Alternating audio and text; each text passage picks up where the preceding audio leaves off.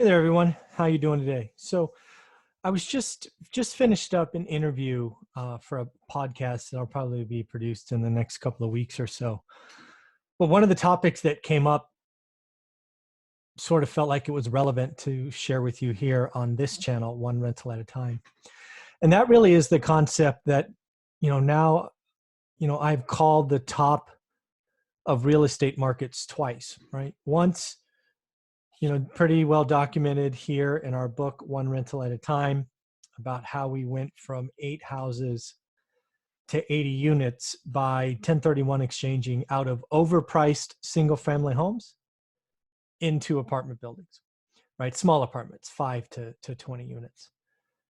And then if you've been watching this channel for any length of time, you know that I called the high of 2019 for multifamily assets. Now, did I actually call it? No, I'm not egotistical enough to call it per se, but I was very clear with you. I was selling. Just like in 2008, 2007, I didn't know where single family homes were going. I didn't know where multifamily was going. I just knew that my returns would be better elsewhere. So I thought what I would do, and this is what we did in the podcast, was kind of walk through how I was able to make those choices, how I made them easily, but how others might have had it be difficult, right? Selling in 2007 or 8 houses was tough. Everybody said it was the right thing to do.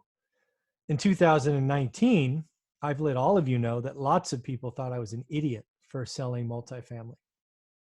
Well, what do you think now? So I thought what I would do is walk through the logic of why I felt so confident in it, why I think it's a skill that you could learn, and we'll go from there. So let me share this. And of course, as always, let me know what you think. See if I missed anything. I'd love to hear from you.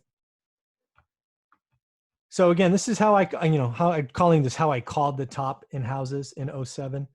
And again, just to put some numbers here, I bought a house for 107. You can actually look it up. 1818, so 1818 Norris, Norris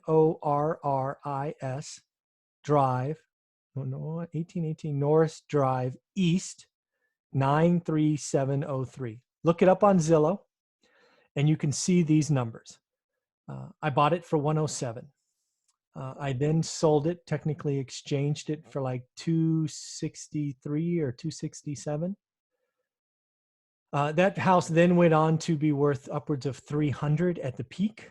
So I sold early, as some would say. But then it fell all the way to 75K. That's where it retrades again after being foreclosed. And then it sold recently, I think in 2018 for like, God, I forget, 177 or 181 or something like that. But the key is, if I didn't sell in 08, I would have lost out on a huge amount of equity. But then I would have also missed out on nearly a decade or 12 years and never be back to 265. And again, I did that because of what we're about to go through here. And the same thing I'm sure will apply to apartments.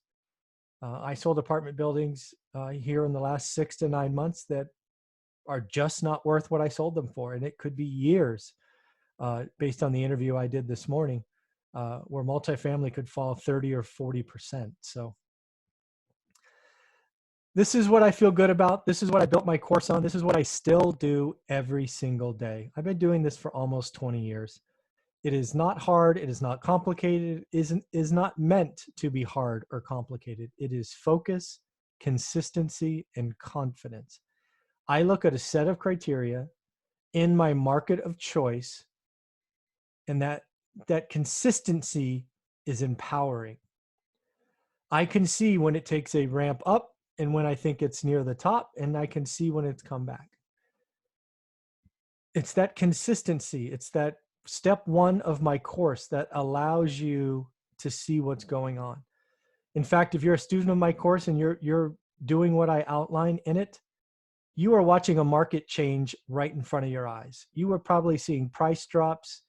You are seeing listings come back like not since 2010. You were seeing things happen, and you were getting the pulse of a changing market right now. Hold on, enjoy, build confidence. The other thing I did, and I'm very clear about this, is I went to real estate meetups. I'm lucky enough to have a story that people like to tell, and I like to talk to all of you. And when I go to real estate mass meetups, I watch what you guys are asking me. In 2007 and 8, it was all about the single family home. Frankly, it was about flipping paper. So in the Silicon Valley, you could buy, for example, a condo when it's a dirt lot, right? You can win the lottery. This is '07. It would take 2 years to build out, and that contract would flip 3 times. And every time somebody would make 50 grand. I just thought that was crazy. Now, lots of people made lots of money, and I was wrong for a long time. But that's behavior I saw that let me know that there's just too many people chasing too few assets.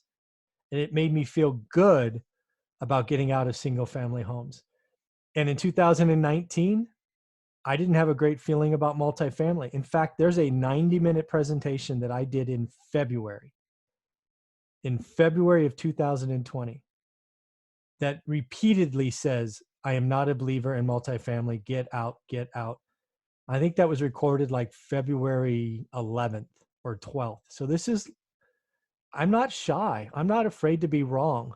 So there's a 90-minute presentation on this YouTube channel about me talking about multifamily getting ready to blow up. And I'm glad I did, because it's documented and everybody can see it. Again, daily focused activity. It's not hard, but the consistency builds focus and confidence. In fact, the 3 or 4 students I have interviewed on this channel, that's what they talk about, is the homework gave them the laser focus to do something. It doesn't take a lot of time. Once you build the criteria and you get going in a couple of weeks, it might take you 10 or 15 minutes a day. But that 10 or 15 minutes a day, when you do that over time, you know the market better than anybody else, and that is exhilarating. The other thing that's important, kind of phase 2 or step 2 of my course, is I can very easily compare a single family home with a duplex, a fourplex, a 10-unit, and a 20-unit building. People always thought I was crazy. It's like, why would you do that? Well, I want to know what the better investment is. That's why you can find videos on this channel that go back a year, telling you that I think single family is a better market than multifamily. It was just overpriced. The lending and the equity got too easy. It was too cheap. People thought it was easy. And it's not that easy. Managing apartments is hard. I talk about it in all kinds of videos. These people were just overpaying, and now they're in trouble. Now they're going to lose their equity. The refi is going to be nearly impossible. There's lots of pain ahead. So multifamily is overpriced. Single family was cheap. So I sold my apartments and moved into single family. Totally okay. Another thing that is subtle in my course is to watch lending. I have a couple of videos on it. Is when lending is really, really easy, that's when it's a good time to sell. And when lending got really hard, like in 2010 for me, it became the time to buy, because nobody could buy. Nobody could get loans. In 2010, with an 800 credit score, 6-figure income, and 7-figure net worth, we didn't get a yes answer from a bank. If I couldn't get a yes answer, I felt pretty good about others not getting a yes answer. So the fact that when it's easy, and everybody can get a 90% loan and 100% a repair, time for to get out. Market's inflated. It's not that easy, folks. So I definitely watch lending. It's one of the reasons we do daily videos together, right? Daily millionaire news every morning about 7:00 a.m. Pacific.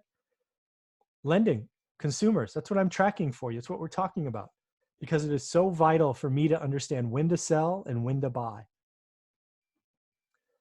I don't have an ego in this. I'm willing to sell what's hot.